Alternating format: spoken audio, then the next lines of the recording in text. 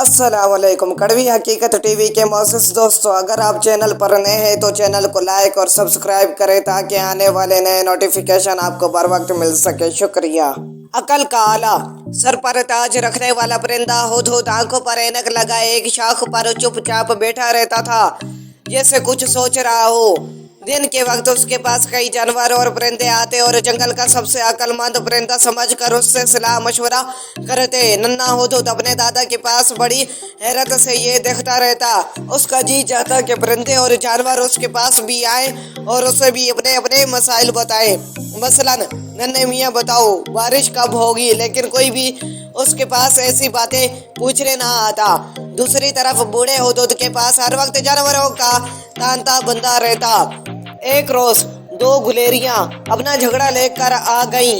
एक कहने लगी, जनाब मुझे दरख्त के नीचे एक बिल से अखरोटों का ढेर मिला है। दूसरी ने कहा, सरकार ये झूठ बोलती है, वो अखरोट मुझे मिले थे, कब्जा इसने जमा लिया। बूढ़े हुदहुद ने अपनी ऐनक के शीशों से झांकते हुए कहा, बेवकूफ गुलेरियों, लड़ाई झगड़ा अच्छी बात नहीं। इस वक्त एक एक अखरोट लेकर खा लो, बाकी इसी जगह हिफाजत से रख छोड़ो। सर्दियों में जब खूब बर्फबारी होगी और तुम्हें मीलों तक कोई चीज खाने को ना मिलेगी, तब यही अखरोट तुम्हारे काम आएंगे, लेकिन तब भी बराबर बराबर बांट कर खाना। गुलेरियों को यह मशवरा पसंद आया और वो मुतमईन होकर चली गई। नन्हा हुदहुद यह फैसला सुनकर बहुत खुश हुआ और सोचने लगा, अगर कोई जानवर मेरे पास भी इस किस्म का मुकदमा लेकर आया तो मैं भी ऐसा ही फैसला करूंगा। इतने में नन्ही चिड़ियों का एक गोल बूढ़े हुदहुद के पास आया। उनमें से एक ने कहा कि हमें एक जगह दाना पड़ा नजर आया है, मगर शबा है कि वहाँ शिकारी का जाल भी है। हुदहुद ने कहा, जहाँ भी शबा महसूस करो उससे बचो, दिल को खटका यूं ही नहीं हुआ करता। नन्हा हुदहुद करीबी एक शाख पर बैठा सारा दिन अक्लमंद हुदहुद के पास आने वाले जानवरों को देखता। वह हैरान भी होता और अफसोस भी करता कि कोई उसके पास क्यों नहीं आता। एक दिन नन्हे हुदहुद को ख्याल आया कि दादा हुदहुद के पास जो ऐनक है, शायद उसी में कोई खास बात है। उसके दिल ने कहा, दरअसल यही ऐनक उन्हें अक्लमंदों वाली बातें सिखाती है। यह सोचकर उसने फैसला किया कि वो दादा की ऐनक चुरा ले। एक रोज दोपहर के वक्त जब बूढ़ा हुदहुद आंखें बंद किए बैठा था, नन्हे हुदहुद ने मौका गनीमत जाना और चुपके से उसकी ऐनक उतार ली। उसके बाद वो वापस अपनी जगह पर चला आया और बूढ़े हुदहुद की तरह नाक पर ऐनक टिका कर अक्लमंद बन बैठा।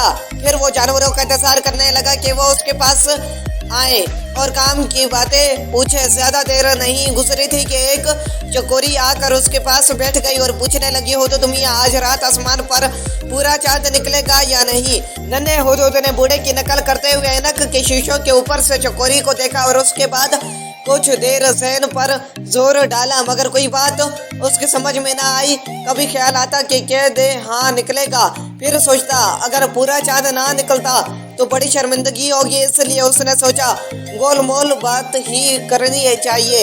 यही सोचकर कहने लगा कि हो सकता है आज पूरा चांद निकल आए और ये भी मुमकिन है कि पूरा चांद ना निकले। चकोरी ये दिलचस्प जवाब सुनकर जोर से हंसी और उड़ गई। नन्हे हुदहुद के पास जो भी आया ये उनको मुतमईन जवाब ना दे सका, हर मर्तबा सोचता ही रह गया।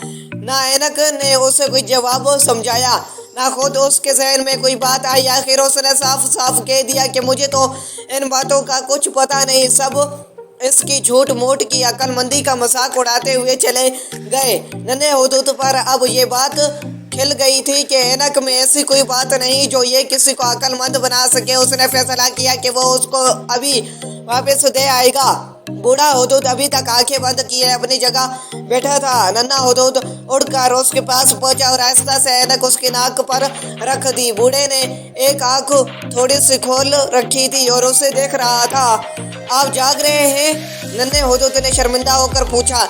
हाँ, मैंने तुम्हारी हरकतें देख ली है। बूढ़े हुदहुद ने संजीदगी से कहा, जितनी उम्र कम होगी इतना तजर्बा भी कम होगा और अकल भी इतनी ही थोड़ी होगी। दरख्त पर सारा सारा दिन और सारी सारी रात बैठे रहने के बजाय ये वक्त तुम्हें जंगल में घूम फिर कर गुजारना चाहिए। इस तरह तुम्हारे तजर्बे और समझ बूझ में इजाफा होगा। फिर जब तुम मेरी उम्र को पहुंचोगे तो उम्र भर का तजर्बा तुम्हें मेरी तरह अक्लमंद बना देगा।